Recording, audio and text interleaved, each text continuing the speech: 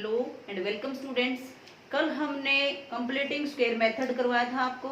4.3 जो एक्सरसाइज थी उसका फर्स्ट सम आपने कर लिया होगा। सेकंड भी इसी टाइप से है और थर्ड भी इसी टाइप से है। तो अगर कोई भी उसमें क्वेरी है तो आप पूछ सकते हो मेरे पर्सनल नंबर पे। आज हम स्टेटमेंट सम जो है 4th से लेकर के 10 तक आपको वो कराएंगे, डिस्कस करेंगे थोड़ा बहुत।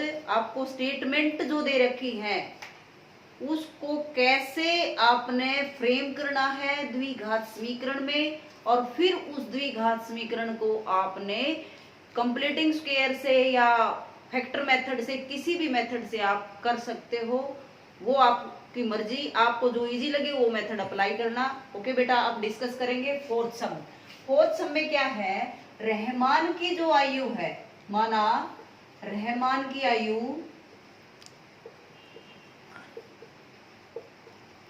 दे रखी x वर्ष, क्योंकि उसने दे रखा है कि रहमान की जो वर्तमान आयु है, कौन सी आयु, वर्तमान का मतलब फिलहाल अभी, वो कह रहा है कि 3 साल पहले 3 years ago, 3 वर्ष पहले रहमान की आयु कितनी होगी, रहमान की आयु कितनी होगी 3 साल पहले, 3 साल पहले होगी x-3, और 5 साल बाद में, बाद का मतलब जैसे अब है 5 साल बाद तो 5 जुड़ जाएंगे, रहमान की आयु कितनी होगी x जमा में 5। अब क्या कह रहा है, हम उसको ध्यान से पढ़ना, पहले उसको पढ़ना और पहले सारे स्टेटमेंट पढ़ के फिर वीडियो देखना। रहमान की आयु है x-3, 3 साल पहले, 5 साल बाद में होगी x+5। अब प्रश्नानुसार लिखना है, बस प्रश्नानुसार लिख के दोनों क्या क्या कह रहा है, रेसिप्रोकल का व्युत्क्रम क्रम का योग, व्युत्क्रम क्रम का मतलब है इनका उल्टा, x-3 का उल्टा हो गया 1/x-3 और 1/x+5 इज इक्वल टू 1/3। ये आपने करना है, एलसीएम लेके करोगे। जैसे एलसीएम कितना आ गया, x-3 भी आ गया, x+5 भी आ गया और 3 भी आ गया। ये आ गया 3 इंटू में x+5, ये आ गया 3 इंटू में x-3 और is equal to x-3 into x+5। अब एलसीएम को छोड़ दिया करो। अब 3 से इसकी मल्टीप्लाई, 3x प्लस में 15 प्लस के 3x माइनस के 9, और राइट साइड मल्टीप्लाई करोगे तो ये आ जाएगा।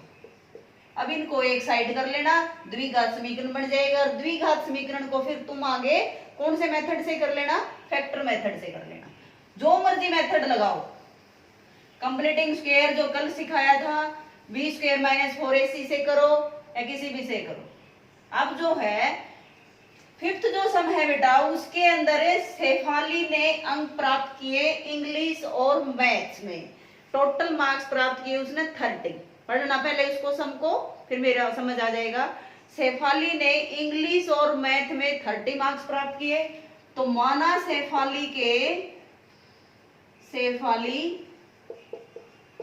शेफाली ने इंग्लिश में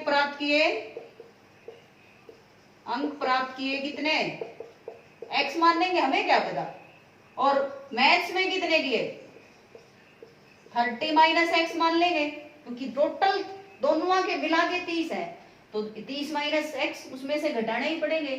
फिर वो कह रहा है कि सीधा प्रश्नानुसार लिखो, प्रश्नानुसार फिर ध्यान से पढ़ो कि वो कह रहा है कि मैथ्स में तो 2 बढ़ा दे, तो मैथ्स के कितने हैं 30 - x, इसमें 2 बढ़ा दिया तो +2 कर दिया, और इंग्लिश में 3 माइनस कर दिए, 3 की कमी कर दें, 3 कम लिए, तो दोनों की प्रोडक्ट यानी कि दोनों का मल्टीप्लिकेशन, दोनों की गुणा कितनी आ जाएगी 210।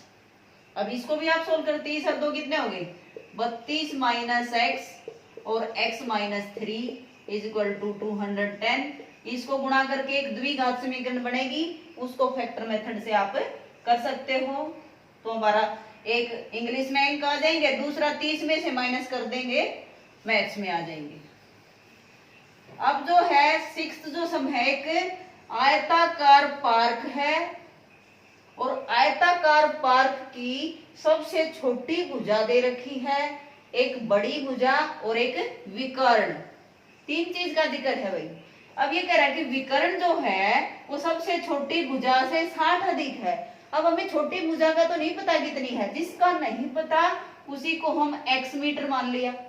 अब यो 60 ज्यादा है तो x प्लस 60, और जो बड़ी साइड है वो छोटी साइड से कितनी अधिक है, 30 अधिक है, 30 अधिक कर दी।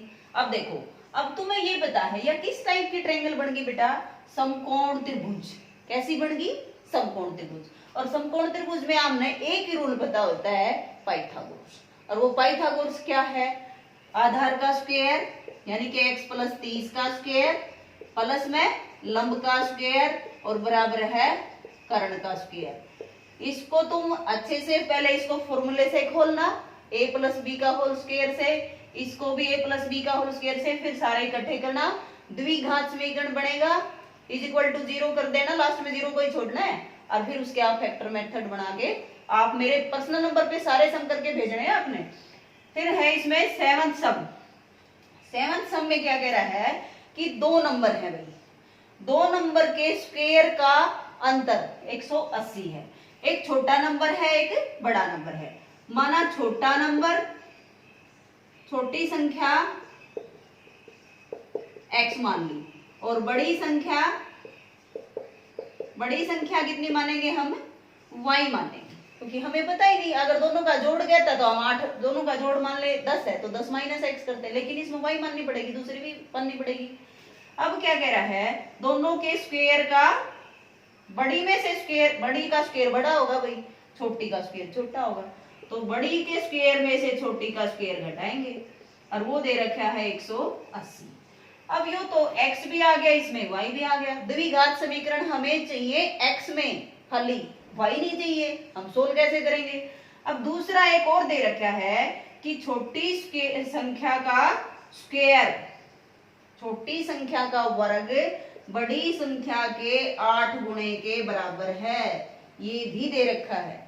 तो यहाँ पर x स्क्वायर की जगह हम 8y कर देंगे, तो y स्क्वायर माइनस 8y बराबर है 180। 180 नहीं इधर ले आएंगे माइनस का, और इक्वल टू 0।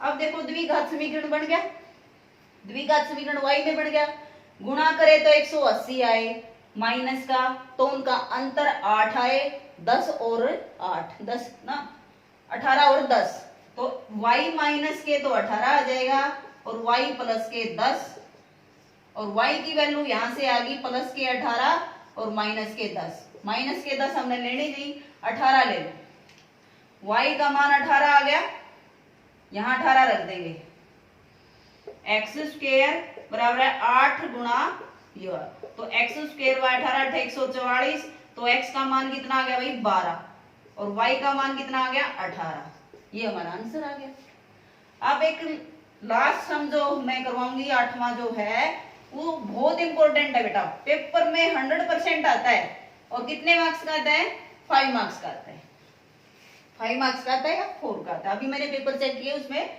हर एक में ये सम था।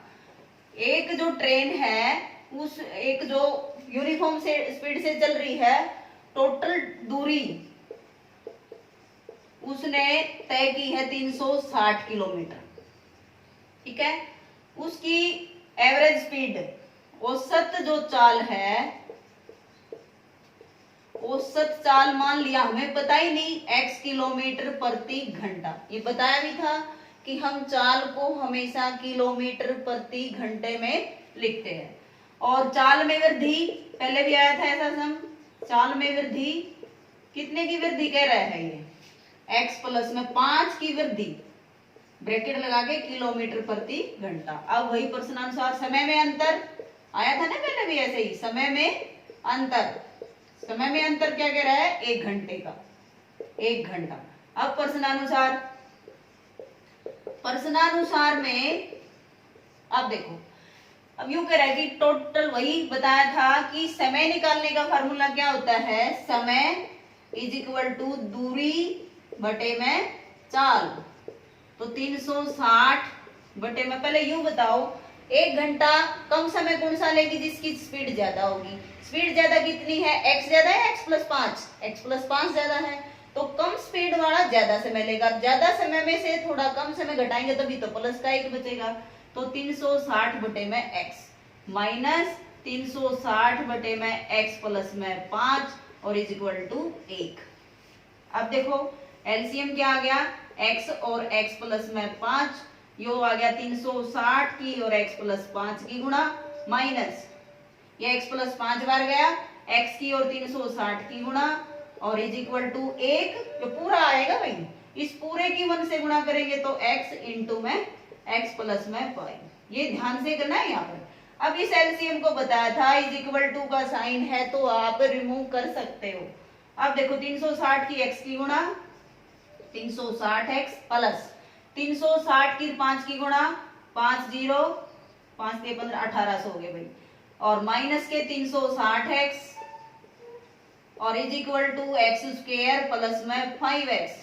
अब देखा कि 360 एक प्लस का है एक माइनस का, तो कैंसिल कर दिए। अब देखो एक्स स्क्वायर प्लस 5x है, दोनों प्लस के हैं तो 1800 इधर ले आओ, तो एक्स स्क्वायर प्लस के 5x माइनस के 1800 और इज इक्वल टू 0।